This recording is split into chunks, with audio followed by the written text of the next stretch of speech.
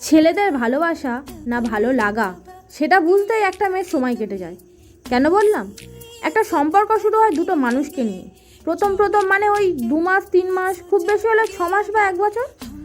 তখন তারা কত সময় কাটায়। প্রেমিক বাড়িতে মা বাবার সাথে আড্ডা দিচ্ছে, সেই সময় প্রেমিকার ফোন করলে কি হয় বলো তো? হ্যাঁ বন্ধু বল, এই তো ঘরে। ও হ্যাঁ দাঁড়া যাচ্ছি। ব্যাস, বাড়ি থেকে বেরিয়ে প্রেমিকার সঙ্গে গল্প শুরু, বন্ধুদের সঙ্গে আড্ডা, কিংবা এখনকার গেম খেলা, সব বন্ধ। প্রেমিকার ফোনটা আগে।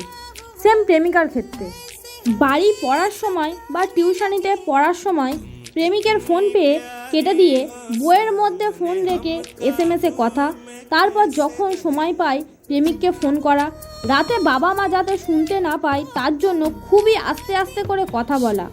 তেমন কিছু না, সকালে গুড মর্নিং, তারপরে রাতে কেমন ঘুম হলো, এইভাবে শুরু হয়।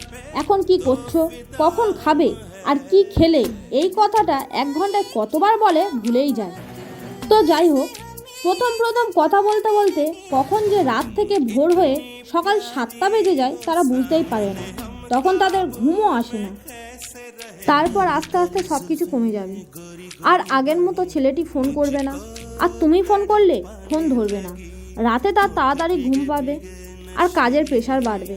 মোদ্দা কথা, তোমাদের মধ্যে আর সেই সময়টা থাকবে না যেটা একটা মেয়ে চায়। মেয়েরা সহজে কাউকে ভালোবাসে না, কাউকে কেয়ার করতে যায় না, কারো কেয়ারও সে চায় না। কিন্তু যখন মেয়েটি সত্যি ভালোবেসে ফেলে তখন ওই ঘটনাটা ঘটে। আর মেয়েটি তখন ছেলেটিকে ভুলতে পারে না, আর ছেলেটি সেই মেয়েটির পরিবর্তে অন্য একটি মেয়ের সাথে সময় কাটাতে ব্যস্ত। আগে মেয়েটি কিছু না বললেও ছেলেটি বুঝতে পারত তার কী অসুবিধা হচ্ছে। আর এখন মেয়েটি কাঁদতে কাঁদতে কষ্ট করে ফোন করে তার কষ্টের কথা বললেও ছেলেটি বুঝতে পারে না। এটাই ঘটতে থাকছে।